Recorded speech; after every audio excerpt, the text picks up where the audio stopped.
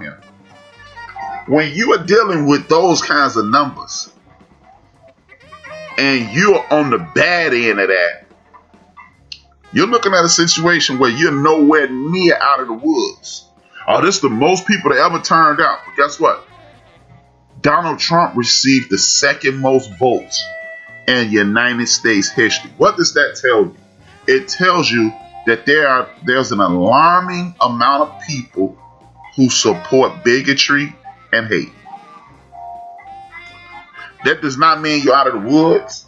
That does not mean any of that. I consistently watch people like Paris Denard. I consistently watch people like Candace Owen. I consistently watch what's my man named Scott, Congressman Scott, and other people who look like me support this man, and they want to throw up HBCUs and criminal justice reform. Another thing they insult us with is with poverty reform. Oh, well, we were trying to get people to stop from being poor. We changed the criminal justice, and Donald Trump did this for HBCUs. First of all he did was extend a bill that Alma Adams wrote quite some time ago. Wipe that off the books. Please stop insulting me like that. The second thing he did, what they give him credit for, is criminal justice reform. Just because you know some people that went to jail does not mean most black people go to jail. Just because they saying, 65, 70% of the people in jail look like me and you. You know 10 times the people that are in jail or have been to jail than you do have not. Most people that you know get their ass up and go to work every day. You know how? Because we all sit around when we get home from work complain about those jobs. Yeah, we all got that one cousin, that one uncle, that one homeboy that just can't stay out of jail. But you also got 65 other relatives to that one. For every 5 people that you know consistently going, they're helping the recidivism rate in the state penitentiaries and the federal penitentiaries, you know 65, 75 people who don't. So I'll tell you that to say most people that look like me and you don't go to jail. 44 million of us. It's not 44 million people in jail. It ain't been 44 million people in and out of jail that look like me and you. So when they tell you, oh man, we doing this for criminal justice reform, that's not helping me. They talk about poverty. Believe it or not, what people consider the poverty line, we not crowded there either. We're not holding it down at the damn welfare offices. Other people are. Because we make way and we make do. So it's insulting when you say black people go criminal justice, poverty, HBCUs. A lot of us don't go to HBCUs either. And to take credit for HBCUs is like taking credit for unemployment too. Something that last 2 presidents had to do too. Bush had to kick in at unemployment and stimulus. Obama had to kick in unemployment and stimulus. Now he kicking in unemployment and stimulus. You gonna give him credit for that too? See, these are the things that make me. This irritates the hell out of me. You know, and that example I gave you earlier in the show, when the young man is just walking around the store. I'm not afraid of the Proud Boys. I'm not afraid of these neo-Nazi groups and all these hate groups, because you know what I've never seen in my lifetime? I've never seen any of those groups in my lifetime. Maybe in the 40s or the 30s or the 20s, maybe even the 50s, come up into an urban area and try to get busy. I'm not saying that my brothers and sisters that live in rural areas don't count, but I'm just saying. You can scare people and they can use this. See, this is why, again, I continue and consistently request that y'all continue to support the program, the network, and everybody else here on Spreaker. Because we must remove all sensibilities that are provided by the CNNs of the world, the MSNBCs of the world, even though Sister, what's her name? Rashida Jones, not Quincy Jones' daughter, same name, different person, just took over MSNBC. Hopefully, she provides better content. And because our sister Rashida Jones just took over, and shout out to her for doing that. Rashida Jones just took over the top cop spot at MSNBC, so maybe we'll give him a shot.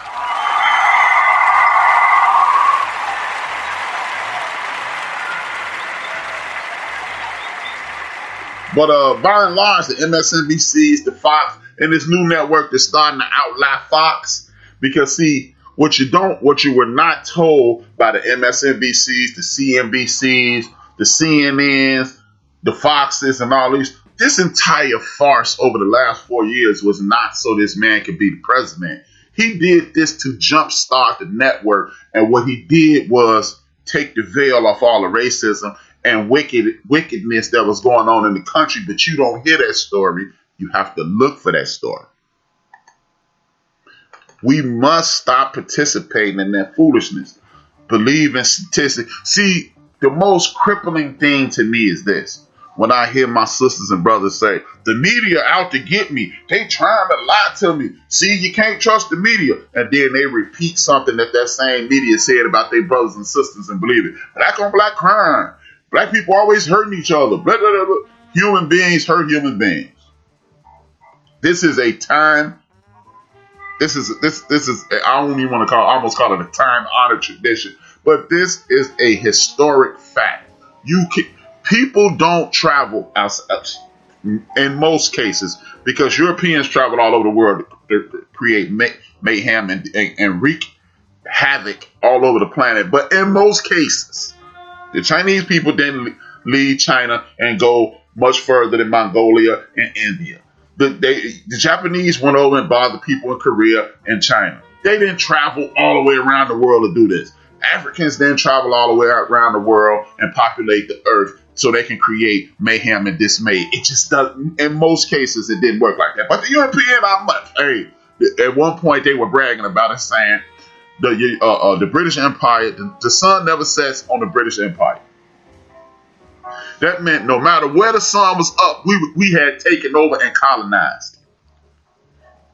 But by and large, you only war with people who are near you. People don't travel to war. People explore to find out things. You don't leave your neighborhood to go bust out windows at other neighborhoods, because this is not what people do in most cases. Whether you're of European descent or not, that's just not what you do by and large. But they want you to believe that you have some patent on destruction, dismay, mayhem. No, you don't. But for whatever reason, yours is shown on TV more. I even had my man D. Great confirm it in the midst of a conversation this week.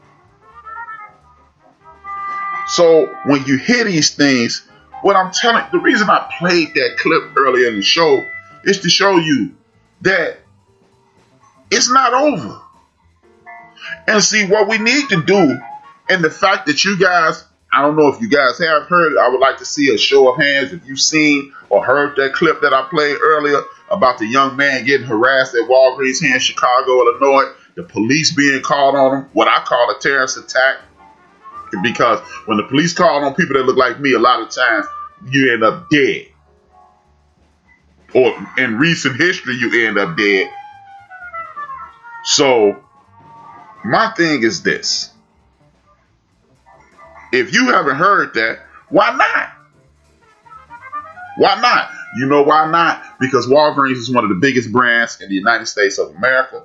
And if we start taking our ass on a regular basis to CVS, or start making Jeff Bezos even richer by shopping exclusively online at Amazon.com and then get the Prime and get that free delivery, Walgreens already lost 10 points in the stock market when he announced that they were going to be delivering drugs to your house, your prescription drugs to your house.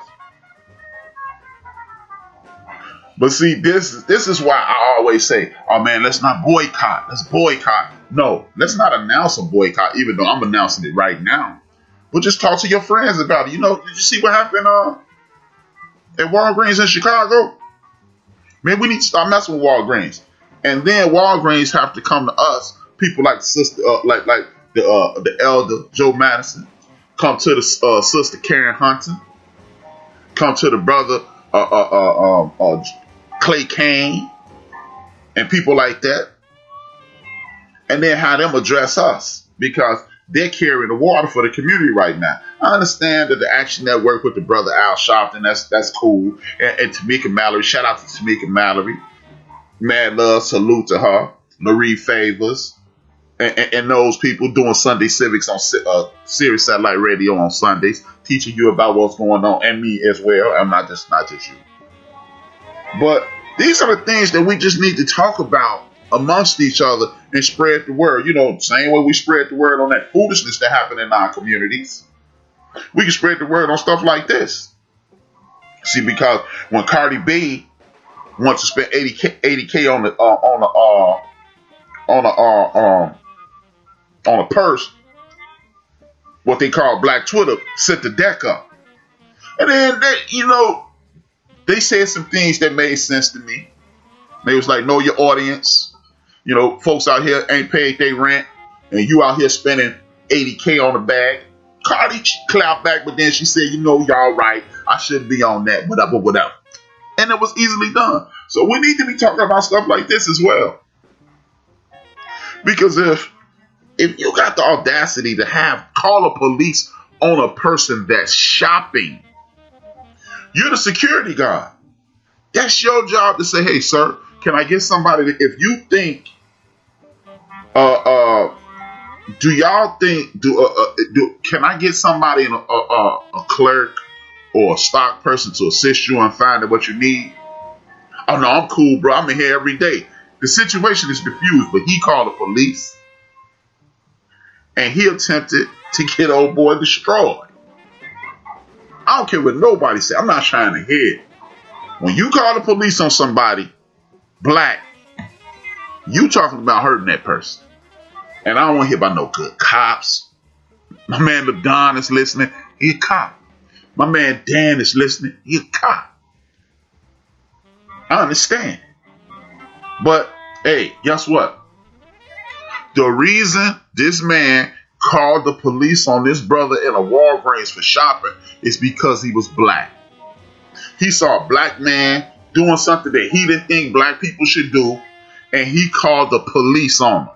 He grouped him in with all the thugs and the hoodlums and the criminals that the police that the mainstream media portray us as, and he lumped them in. He didn't give him credit for being an individual. So sorry, police officers. Y'all get lumped in too until y'all start snitching on your brethren. And that's just it. We can play that game. We can go back and forth. And we can act a fool and all that, man. Because we are under attack. And when y'all believe in Joe Biden, let me stop right there. I voted for him. I voted for him and Kamala Harris. Okay? So I'm not above reproach. I'm not saying, see, you dummies did this and I did it too.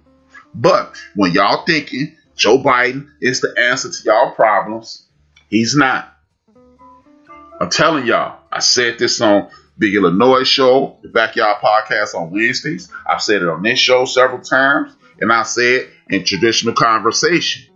Joe Biden is a placemat for who we really need in there. And the reason I say that is because your man Joe Biden was in front of the world and said, America is back. Really? Really? And then I see him on TV keep losing his train of thought while the sister Kamala Harris is reminding him she feeding him information. My man probably he a couple eggs short of a dozen. That's all, but let's not forget that Joe is not our friend. Joe is not our friend. Joe is not our friend. Joe Biden is not